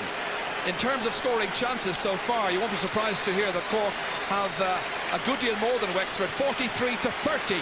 But Wexford, once again here with Fenlon, and the referee says, hang on a while, lads, there's a substitution to be made, or two, because I note also that Chris McGrath, Hopper is coming in. That's Niall McCarthy going off. So Shawnee McGrath and Hopper McGrath have come on in the last couple of minutes. Larry Murphy's gone off. Only a goal can save Damien Fitzhenry's team. We've played the 2 minutes of added time, but there has been some additional stoppage time because of these substitutions. So from this puck out, I would think Wexford have to get a goal to tie the match. Alan Brown's last point puts 3 between them. Between Fenlon and Ronan Kern. Tom Kenny coming to it. And here it is with Mitch Jordan fed ahead there to the man. A goal, and it's Rory McCarthy, they're level! It's what a comeback! Fantastic score, Joe. Great ball. I'd say this is going to go to a replay. Wexford fight back valiantly with great determination. They knew exactly what they had to do, and Rory McCarthy could be their saviour. He's tied it up at 2:20 for Cork, 3:17 for Wexford. They're level for the third time, and it's all over. It goes to a replay. The end of an absolute thriller. The fans on their feet, saluting two magnificent teams. It's been a wonderfully spirited and sporting match. Brilliant play from both teams. Nobody was going to die out there. Everybody gave it the last ounce of energy. Cork thought they had done enough when Alan Brown pointed in added time, but Wexford, from the puck out from Damien Fitzhenry, got it way down the field. It bounced around a little bit. Cork were not decisive enough, and on hand, the man with the gold-coloured helmet, Rory McCarthy, stole in the 37th minute, or 2 minutes into added time, and he will hardly ever get a more important goal than that. He got 2 goals against Tipperary 2 years ago in the championship. Then Wexford were denied also at the semi-final stage. But today, Dave Guiney and his colleagues live to fight on. They deserve to do so. It would have been hard luck on either team to have lost in the circumstances. Hurling was the real winner. And at Croke Park, in the first of the semi-finals, it finishes Cork 2 goals and 20 points. Wexford 3 goals and 17. Well done all around. Let's go down to Marty. Donal O'Grady, I'm sure you're disappointed that Wexford got that equaliser, but still happy, I'm sure it should be still there. Well, at times during the game it looked as if we were all out, you know. Wexford put up a very, very good show and they hurled us off the field at stages. Now, having said that, I suppose we had our chances. We missed about 3 or 4 chances in a row that went wide. But having said that, I think it was a great game, a great spectacle, and all credit to Wexford, they never give up. And I said that during the week, you know, it was a 50-50 game. They never give up at all times. You can't write them off, and I think maybe a draw was a fair result in the end. There was great character shown by both teams. I think you were down 4 points at half-time. You were led by 5 points, all ended level. Yeah, as I said, both teams had their chances. I suppose Wexford got a couple of chances to stick a few goals there. Larry O'Gorman went through in the end, he might have taken a point, and if they got the goal at the end, they'd have won by a point. But I mean, whenever you play a game like that, I mean, you're happy to come out the end. It is 0-0 now for the next day, and we're happy to be still in it. When I met you in Cork during the week, you said about the 6-week gap. Do you think that was a factor in terms of your first half display? Well, I mean, if you look at the first 10 minutes, I think we were flying, you know, but we didn't put any score on the board. So I was worried about the first 20 minutes. It didn't turn out like that. Wexford just showed a lot of commitment, a lot of progression. They're a good side, I've no doubt about it, and they showed that today. They've beaten Waterford very easily. They beat Antrim when they needed to, and again they came back from the dead and drew with us today. So they're a good side, and they're deserving to have another crack off, I suppose. I'm hoping that we can shade it next day. There'll only be a point to win it at the end if it comes down to the wire. Well, the man beside you is John Conran, the Wexford manager. Relieved, I'm sure, to be still there. Oh yeah, well, you know, to get that goal in the end, like, was absolutely fantastic. But our team showed great character in coming back. We were 4 points down there at one particular stage, and we came back. Having said that, we lost a 4 or 5 point lead ourselves, which we were worried about. But sure, we have to go down and get down to basics and try and play it all again now. When I was down with you during the week in Radnor, you told me about that you were a little bit annoyed, a little bit angry, the fact that Wexford were being written off. Well, of course I was. I mean, I think they showed out there today the true character that this team of lads have. And, you know, again, that's what it's all about, you know, fellas digging deep, going right down to the guts for it. And that's what this team has, and you can't write that off. Wexford hurling is not as bad as people say. I think we proved it out there. We're as good as anything that's out there. I mean, Cork are a very, very good team, and Dublin had those lads well prepared, and we had our lads well prepared to do it. So I suppose a fair result at the end of the day, and we're looking forward to the replay. Can I thank Donal and John for giving us a tremendous game of hurling. Thank you. Back to you, Michael.